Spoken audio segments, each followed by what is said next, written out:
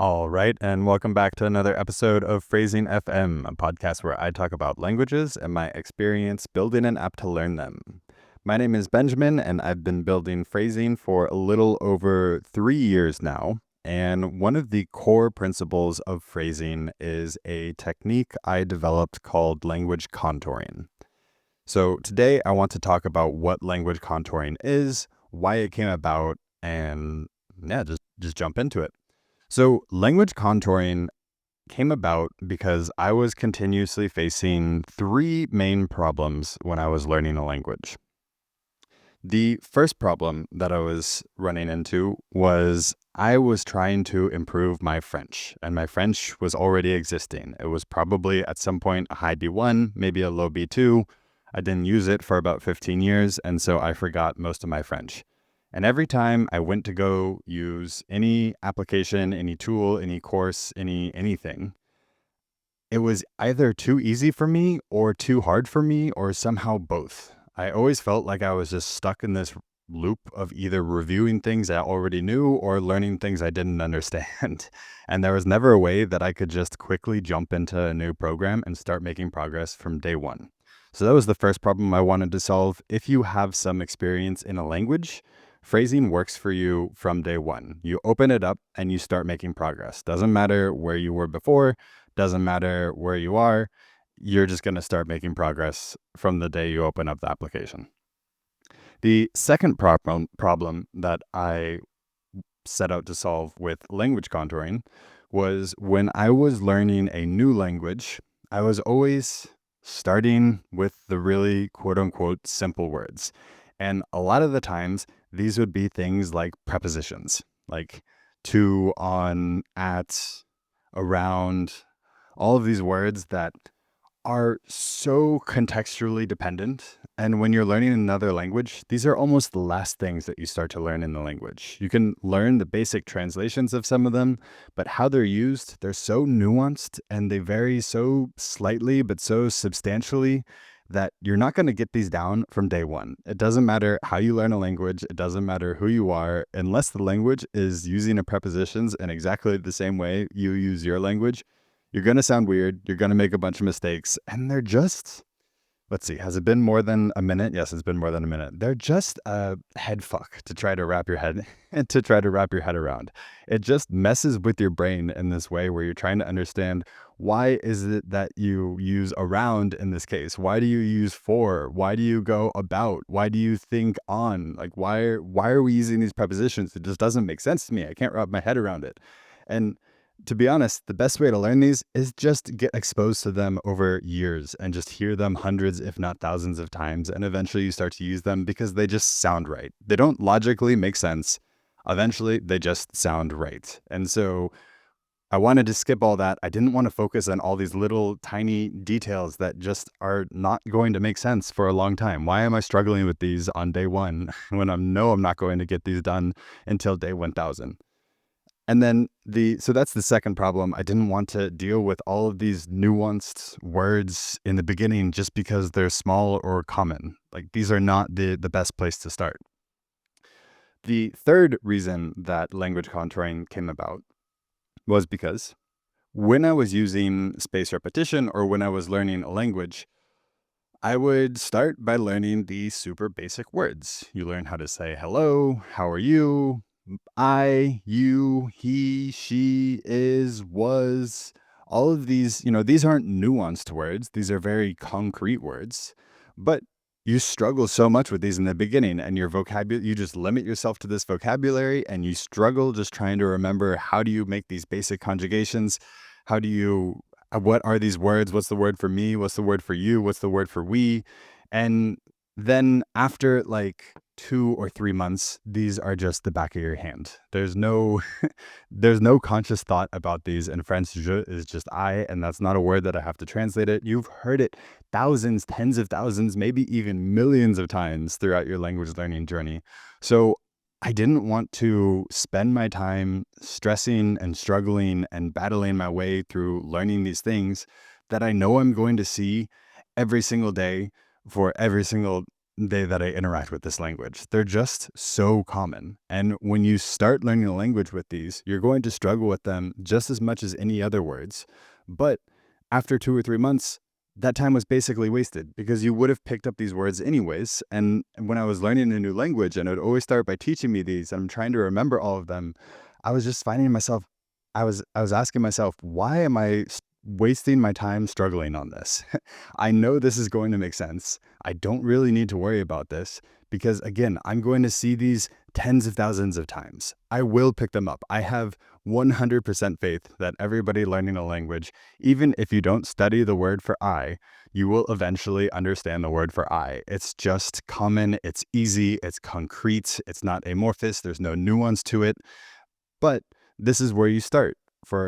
In most different language learning platforms, this is what you're going to start with because they're the most basic building blocks. And so the third thing I wanted to solve with language contouring was just skipping this stuff that I know I'm going to pick up anyways. Just start me somewhere interesting. And so what that ended up resulting in was this language contouring technique. And it works, let's see, it's a little bit complicated and a little bit technical. And so I'm going to try to explain it simply. But basically, what we do is we determine how common is every single word in an expression. How common is it in the language? And then what we also do is we figure out how important is this word in all of the sentences in your library. And there are some additional things like how important is the root and how familiar is the root, and also the phrase that it belongs to. And phrasing does a bunch of analysis on these expressions. So we really have nearly a dozen different numbers that we're taking into account here.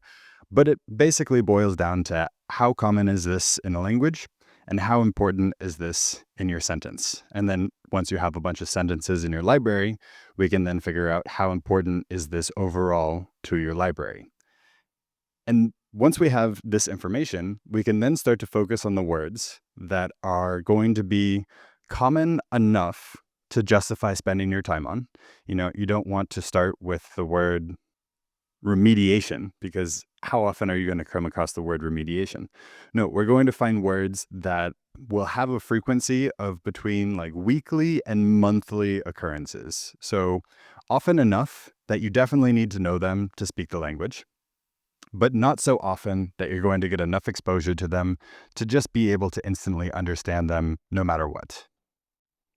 We're going to also look for words that carry significant weight in your sentences. So any sentence, there are some filler words and there are some really important words. For example, take the sentence, they all sat around the campfire. Now, maybe they all sat and around, but if you saw this sentence, you would have no idea what the sentence is talking about. You really, really need to know the word campfire in order to understand the sentence. Even if you were missing any one of the other words, they blank sat around the campfire, they all blank around the campfire, you could probably assume the word from context, especially if you've seen this word several times in a bunch of your expressions.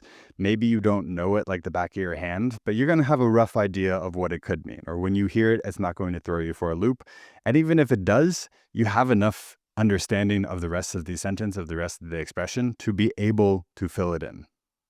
Now, this is powerful in two ways because one, it helps you in native conversations. It helps you out in the wild. You can really pull on these words because they're concrete, they're familiar, but they're specific. I found that when I'm speaking languages that I know, that I've been learning words and phrasing, I'm able to use so many words that I used in phrasing, and they come up so often. And they're oftentimes the words that I would normally be reaching for. How do I explain a handful without knowing the word for handful? How do I explain a thread without knowing the word for thread? But no, I know the words handful and I know the words thread because these are some words that came up pretty early on in the language contouring technique. Awkward, uncomfortable. These words that carry a lot of meaning and come up reasonably often enough that you'll find yourself using them all the time. But they don't often come up in traditional methods because they're not the most common words that you're going to see. They're just outside that reach.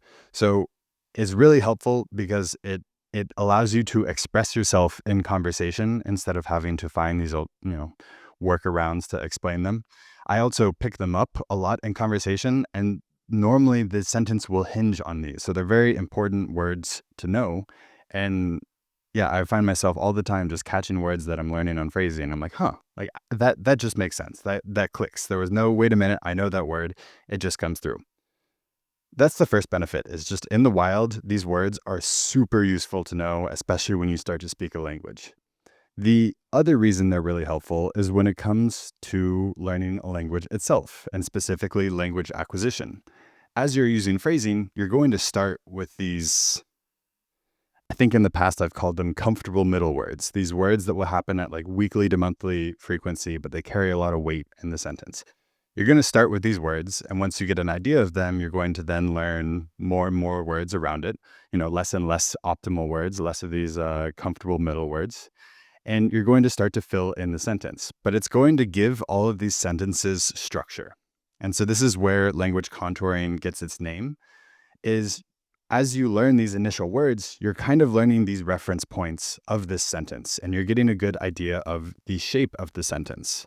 So as you're learning further and further out from this comfortable middle, you don't have to go all the way to the super common words, because once you get a good idea of the shape of this sentence, you can really easily and really naturally acquire all of the words in the beginning that I was saying I wanted to avoid. All of the basic things like I am, he is, she is, they are, all of these basic words.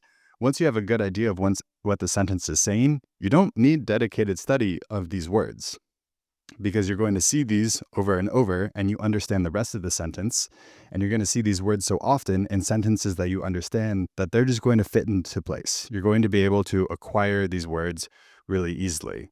And same goes for prepositions with, by, around, all of these different small words that are so nuanced and so difficult to learn.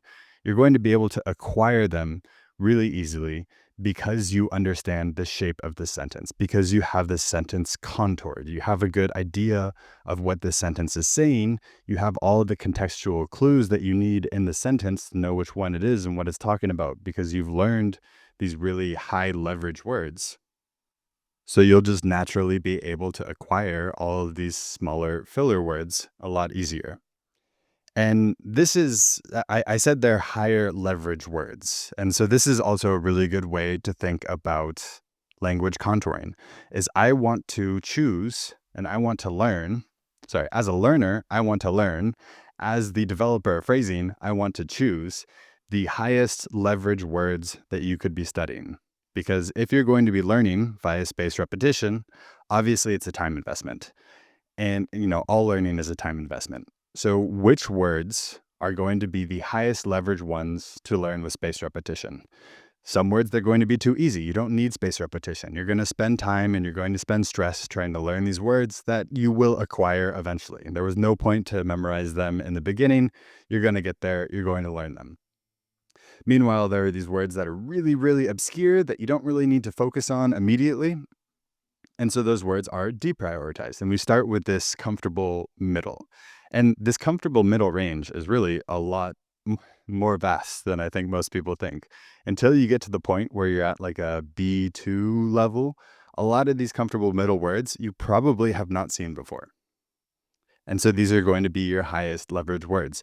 Now, if you are somebody who is at a B2 level and you want to get to C1 level, or you're a really advanced learner, or you think you've learned a lot of these comfortable middle words, have no fear. There is an adaptive mechanism in place. So if you're getting a bunch of these right, we're going to then skew the higher leverage words to be words that are less common. So we're going to start, it won't be your first word, but if you're getting a bunch of the words correct that we're throwing at you that are comfortable middle words, we're going to say, okay, maybe we do start teaching you remediation or circuitous or facetious, these words that are going to be more and more rare. And if you keep getting them right, we're going to make them we're going to shift that scale down on what you should be learning.